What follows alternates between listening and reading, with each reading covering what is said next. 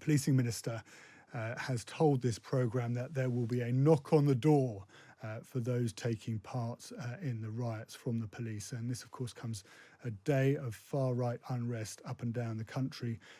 Yesterday we saw riots in Sunderland, Bristol, Hull, Liverpool and more. And the solution apparently is for the courts to sit night and day, an approach used back in 2011 by the then Director of Public Prosecutions, Keir Starmer. So the question is, will it work again?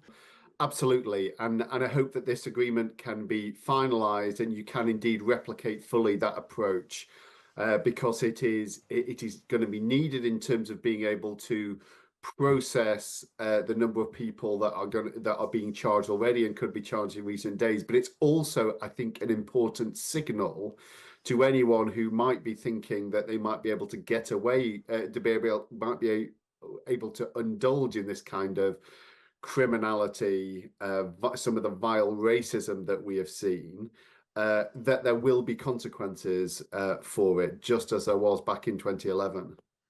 And do you think the government has been strong enough? Do you think it's going far enough in terms of saying, OK, we're going to have the courts sit longer, the police are going to make sure that we've got this mobile unit, we're going to have facial recognition?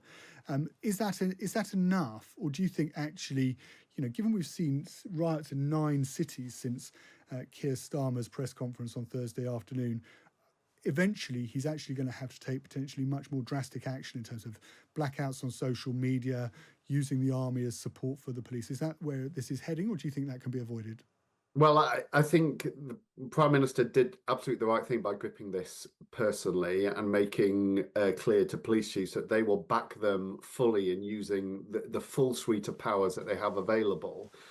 And I think it is an open question at the moment whether those powers are sufficient to be able to get this under control. I noticed overnight that a number of forces seem to have used dispersal orders, which I think can be important in which are part of our antisocial behaviour legislation, but can be used basically to get people out of an area before things kick off. And that is what is proving to be the problem at the moment. People are gathering, and then there are within those groups there are people who are determined to actually rev this up and commit completely unacceptable levels of criminality within that. So the hope is that the arrests that have been seen in recent days will start to get this under control, and you'll see it tailing off now. But if it does continue for much longer, then I think that the government probably are going to be wanting to wonder if there is emergency measures that could be effective in helping the police get this under control. Like the army? They have been clear that the army is not on the table at the moment, that they think actually that the police forces can have the level of resource. What I would like to see a focus on is on this issue of can you operationalise basically making the troublemakers stay at home and keeping them out of the area, because you've seen far-right activists with criminal records turning up at protests that are nothing to do with their own towns and inflaming situations.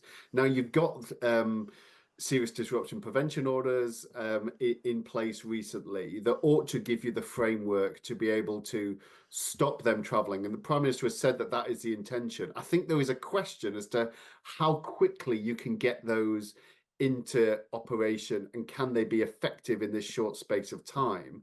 I think if it proves actually that you need something faster and more and maybe more stringent to stop the movement of those kind of people, then that ought to be the kind of thing that is on the table as an emergency package of measures. But look, let's hope. What does that? Sorry, just on that last bit. Yeah. What does that in real terms, practical terms? Yeah. What does that look like? If these orders aren't working, how do you put them in sort of some sin bin or something for a period of time, just so they're not able to travel to places like Sunderland and stir up trouble? Yeah, effectively, you can. What these orders are there for is to say, look, you cannot, you are not allowed to enter this to this area. You're a known troublemaker. You've got a criminal record. we know that if you go there, you're more than likely to get involved and inflame things. So if you come into this area, we are going to arrest you. And that is, I think, effectively what these prevention orders are there for. They are new on the statute book. And so I think it's probably a question that the police are now grappling with is how quickly you can get these into effect. Can they be part of a useful tool alongside things like dispersal orders, which you hope you can help clear the area? But what you want is to try to get into as much of a space of prevention, because what is clearly been happening at the moment is that people have been gathering often on the pretext of protest, whereas there've been a core, a small minority, but enough people within those crowds to be able to whip things up and have been intent on the kind of scenes of violence that have been marring towns. And you want to get to a place where actually those kind of gatherings are not happening, given that they are being used as a platform and a pretext for things kicking off. Do you think, and I'm referring to Just Stop Oil, where you had the organizer sentenced to 5 years in prison, you saw 4 other individuals sentenced to 4 years in jail for the blocking the M25, that actually the courts and judges should be looking at really severe prison sentences to act as a deterrent, like they did with Just Stop Oil? Yeah, well, those sentences for the leaders of the motorway blockage were controversial, but I welcome them precisely for It's a deterrent, isn't it? reason. That it gives a deterrent effect. It sends a signal that you're not going to get away with this. And yes, so that's why I hope that you can see justice being processed swiftly, and that message goes out that there are very serious consequences for doing this. Because I think in other areas you've had a problem in recent years where the criminal justice system is so gummed up, and things can take so long to get through, and sometimes sentences can seem unduly lenient, that it allows the ringleaders to be able to say to people, oh look, it'll be all right, you'll get away with it. The government is absolutely right to be out now talking to the police, talking to the judiciary, getting the message out to the public that you're not going to get away with this. It's going to result potentially in very long prison sentences, which you will come to regret. So do not go out and create this kind of mayhem. Now, in the last hour, we had Sonia Khan, who was a former advisor to, special advisor to Sajid Javid and Philip Hammond, helping us go through the papers. And she made the point that many in communities across the country, especially the Muslim community, were feeling very much at risk, and it was a very difficult time for them, and that the government wasn't potentially doing enough to offer reassurance and to support to those communities. In your view, is the government doing enough to support those communities? And given some of the horrific videos we've seen on social media of people being attacked just as they're trying to go about their business, is the government offering enough reassurance and support?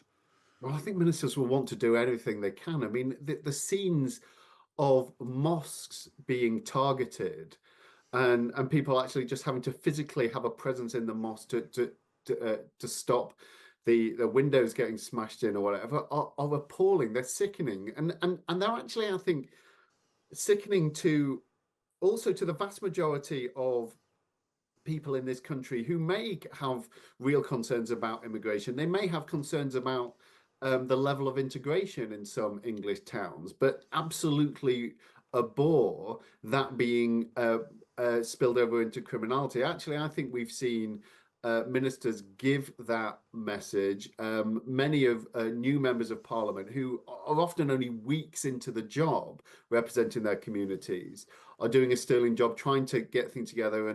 But I'm sure that ministers will want to be hearing from members of leaders of Muslim communities, ordinary people who are feeling under siege now and wanting to provide whatever level of assurance they can be. But ultimately, the thing that whatever position you have in this, the thing that needs to happen is law and order needs to be restored on our streets, and the deterrent effect that ultimately stops people, that small minority of people who don't have the qualms about creating this kind of violent mayhem, they need to know that they will suffer consequences.